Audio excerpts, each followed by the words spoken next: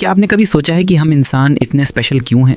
हम कमज़ोर हैं, शेर से कमज़ोर, चीते से धीमे, भालू से छोटे। हमारे पास ना कोई शार्प टीथ हैं, ना क्लॉज, ना कोई नेचुरल आर्मर। फिर भी आज हम इस प्लैनेट के रूलर्स हैं। हम चांद पर पहुंच गए, आर्टिफिशियल इंटेलिजेंस बना रहे हैं, जीन्स को एडिट कर रहे हैं। कैसे एक एवरेज ऑर्डिनरी प्राणी जो 70,000 साल पहले अफ्रीका के जंगलों में फ्रूट्स तोड़ रहा था और शेरों से डर रहा था, आज इतना पावरफुल बन गया कि वो पूरी अर्थ की फेट डिसाइड कर रहा है।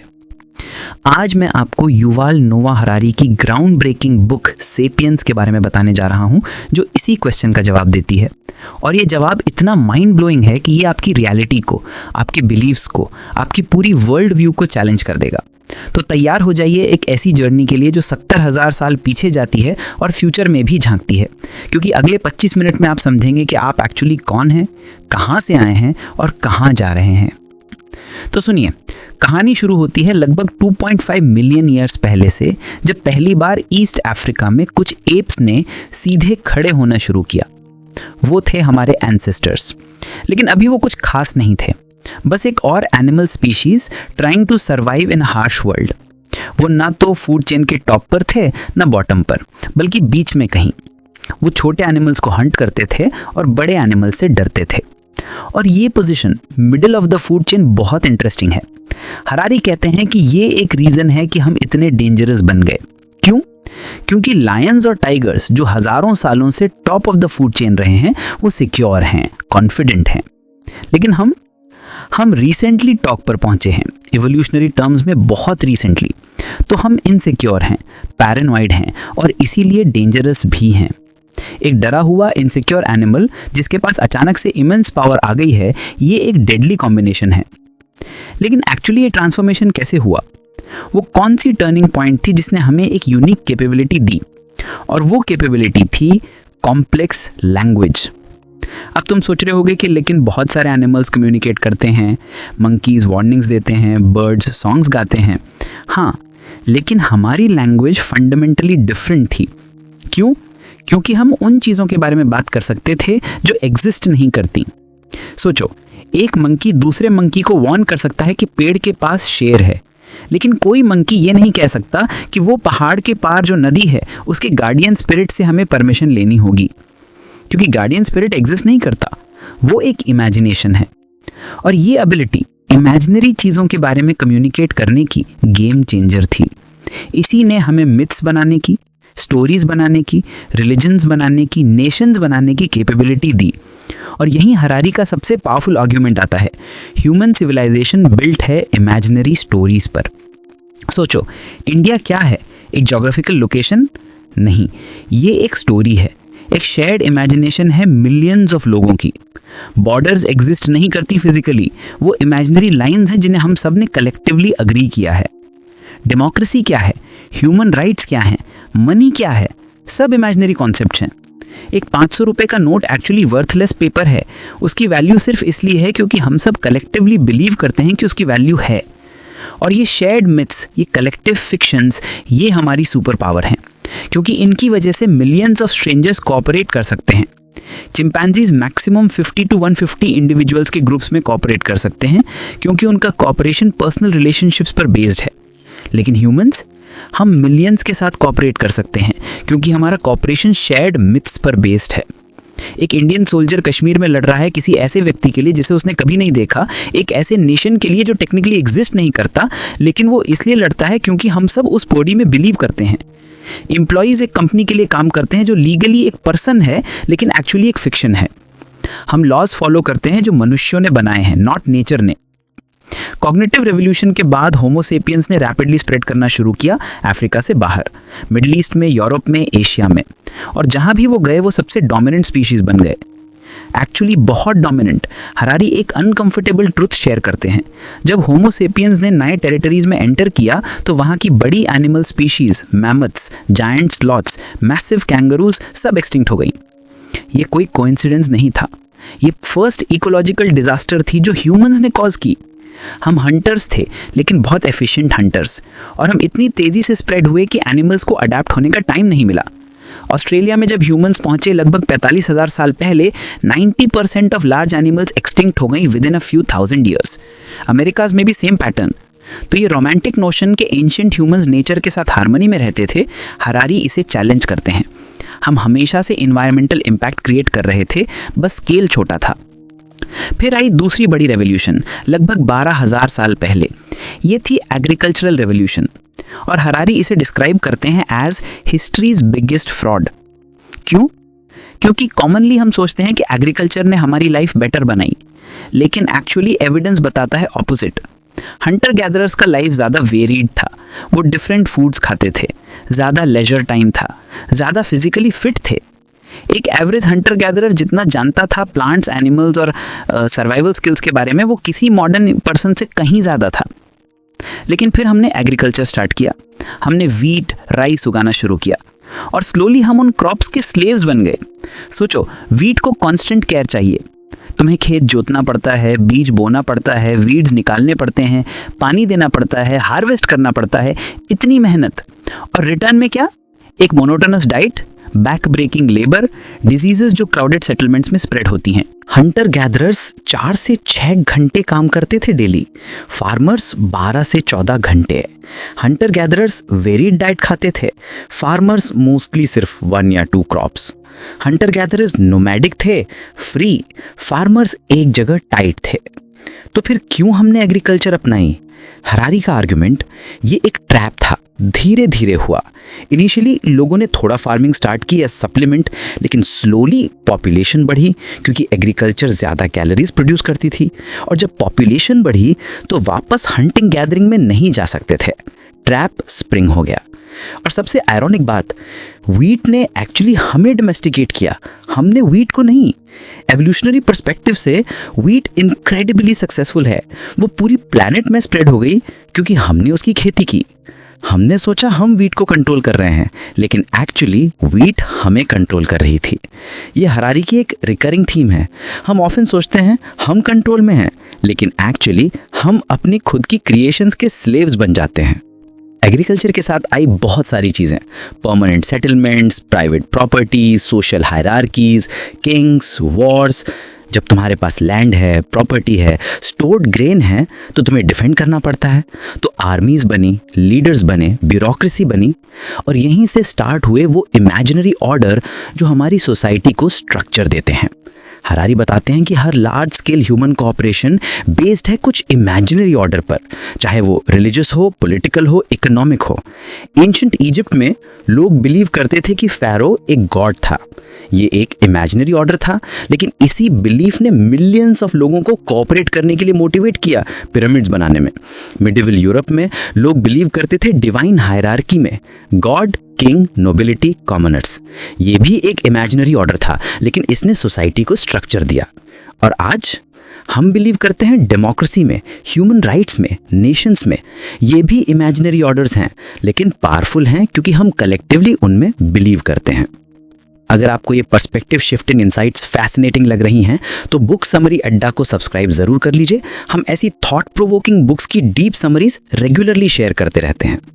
हरारी फिर बात करते हैं तीसरी मेजर रेवोल्यूशन की, साइंटिफिक रेवोल्यूशन, जो शुरू हुई लगभग 500 ईयर्स पहले, और उसकी कोर थी एक सिंपल एडमिशन, हम नहीं जानते। साउंड सिंपल, लेकिन ये रेवोल्यूशनरी था। पहले हर कल्चर बिलीव करती थी कि उनके पास सारे इंपॉर्टेंट आंसर्स हैं, रिलीजियस टेक्स्ट में, एंशिएंट विजडम में। लेकिन साइंटिफिक रेवोल्यूशन ने कहा शायद हम गलत हैं, शायद हमें और जानना है।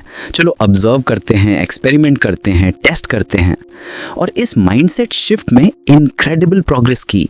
Astronomy, physics, chemistry, biology, medicine. हमने नेचर को समझना शुरू किया, हमने टेक्नोलॉजी डेवलप की, हमने इंडस्ट्रियल रेवोल्यूशन की, हमने मॉडर्न वर्ल्ड बनाई। लेकिन हरारी एक अनकंफर्टेबल क्वेश्चन पूछते हैं, क्या ये प्रोग्रेस हमें ज़्यादा हैप्पी बना रही है?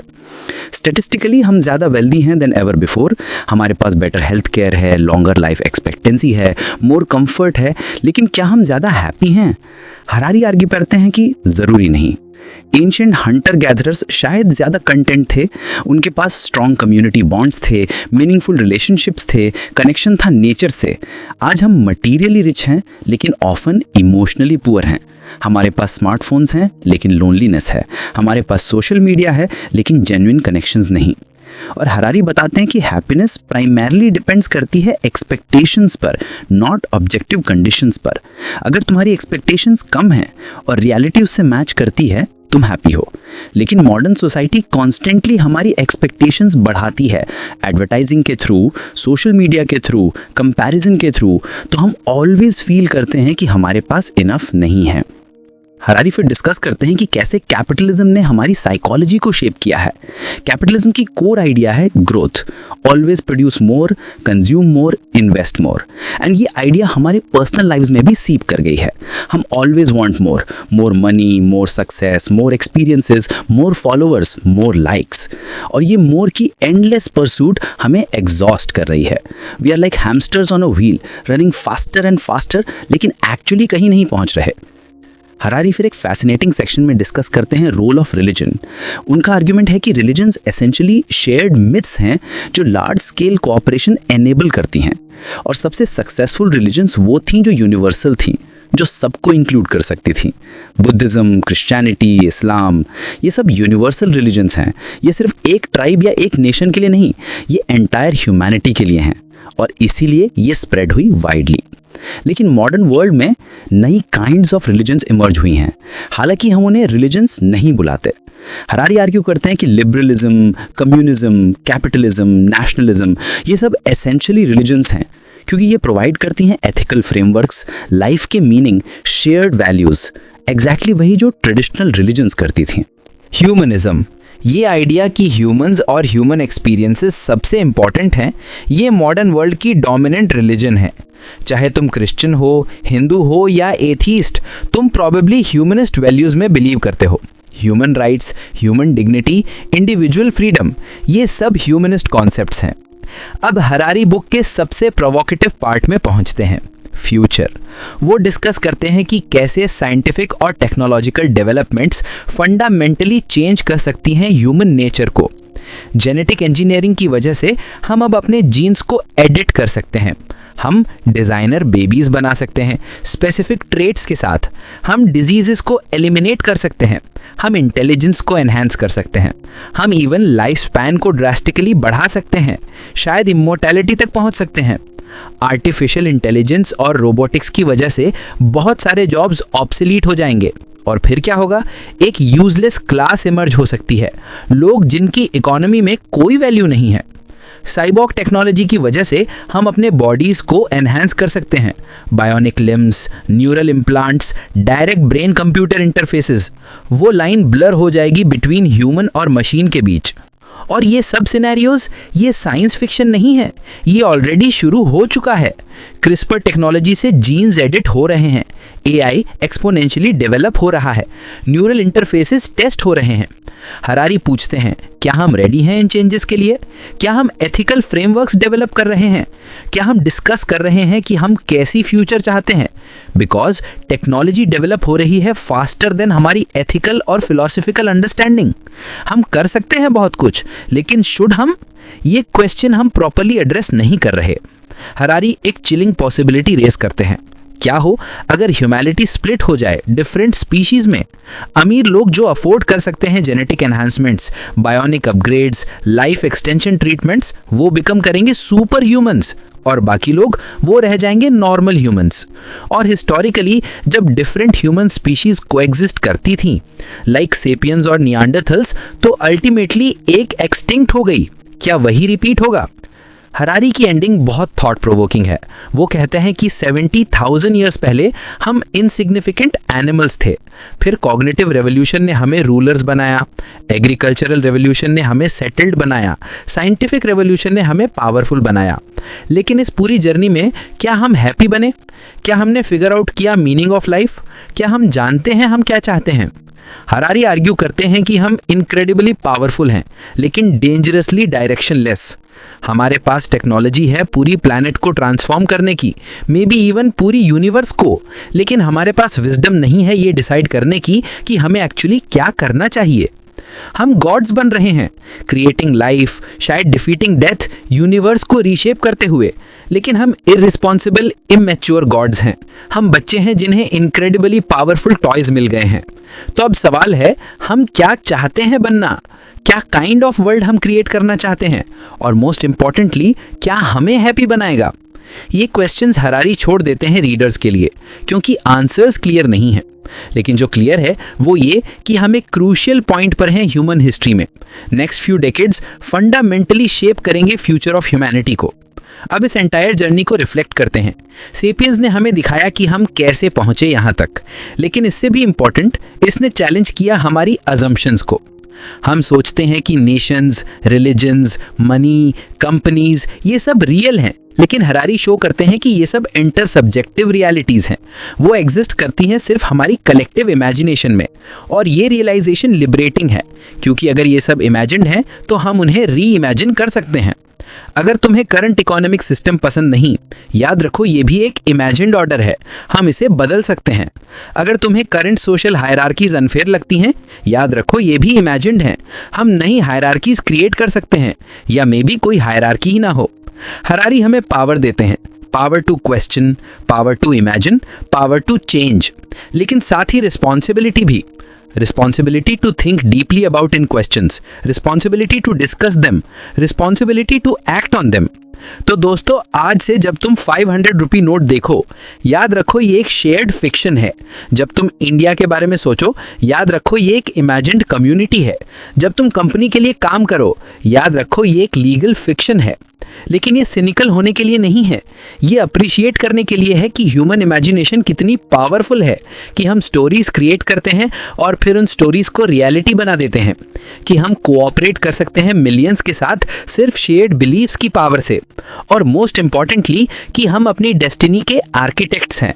हम पैसिव ऑब्जर्वर्स नहीं हैं हिस्ट्री के, हम एक्टिव पार्टिसिपेंट्स हैं। हमारी चॉइसेस, हमारे बिलीव्स, हमारी एक्शंस, ये सब शेप कर रहे हैं फ्यूचर को। तो क्या चॉइसेस तुम बनाओगे? क्या बिलीव्स तुम अडॉप्ट करोगे? क्या काइंड ऑफ फ्यूचर तुम क्रिएट करना चाहते हो? सेपियंस चैलेंज करती है हमें think deeply about in questions के लिए, क्योंकि never before in history humans इतने पावरफुल थे, और नेवर बिफोर स्टेक्स इतने हाई थे। हम क्लाइमेट चेंज फेस कर रहे हैं, हम न्यूक्लियर वेपन्स हैं, हम जेनेटिक इंजीनियरिंग कर रहे हैं, हम एआई डेवलप कर रहे हैं। हमारे डिसीजंस अगले फ्यू डिकेड्स में डिटरमाइन करेंगे कि क्या ह्यूमैनिटी सर्वाइव करेगी, कैसे इवॉल्व होगी, या कहाँ पहुँचेगी। तो ये बस एक हिस्ट्री बुक नहीं है, ये एक वेकअप कॉल है, ये एक मिरर है जो शो करती है हमें कि हम एक्चुअली क्या हैं। ना गॉड्स, ना डेविल्स, बस एनिमल्स जो स्टोरीज सुनाते हैं, लेकिन वो स्टोरीज इतनी पावरफुल हैं कि उन्होंने पूरी प्लैनेट को ट्रांसफॉर्म कर दिया। अब सवाल है, अगली स्टोरी क्या होगी? क्या हम एक स्टोरी लिखेंगे जो सस्टेनेबल हो, इक्विटेबल हो, जो एक्चुअली हमें हैप्पी बनाए, या हम कंटिन्यू करेंगे वही पैटर्न्स जो हमें यहाँ लाए हैं? Endless growth, mindless consumption, environmental destruction. Choice हमारी है, लेकिन पहले हमें समझना होगा हम कौन हैं, हम कहाँ से आए और हम कैसे फंक्शन करते हैं, और एग्जैक्टली वही सेपियंस सिखाती है। तो मेरे दोस्त, ये थी सेपियंस की जर्नी, 70,000 ईयर्स का सफ़र कंप्रेस्ड इन 25 मिनट्स। लेकिन असली जर्नी अभी शुरू होती है, तुम्हारी पर्सनल जर्नी इन आइडियाज़ को इंटरनलाइज करने की, इन क्वेश्चंस को पूछने की, इन पॉसिबिलिटीज़ को एक्सप्लोर करने की। पढ़ो इस बुक को, सोचो इन आइडियाज़ के बारे में, डिस्कस करो दोस्तों के साथ, क्वेश्चन करो अपनी अजम्पशंस को, चैलेंज करो स्टेटस को इमेजिन करो बेटर फ्यूचर्स को। क्योंकि अल्टीमेटली हरारी का मैसेज यही है कि हम स्टोरी टेलिंग एनिमल्स हैं। तो चलो बेटर स्टोरीज बनाते हैं, स्टोरीज जो इंक्लूड करें सबको, स्टोरीज जो सस्टेनेबल हों, स्टोरीज जो जेन्युइनली हमें फुलफिलमेंट दें। फ्यूचर रिटर्न नहीं है, ये इमेजिन्ड है, और हम सब कलेक्टिवली इसे इमेजिन कर रहे हैं। तो क्या स्टोरी तुम इमेजिन करोगे?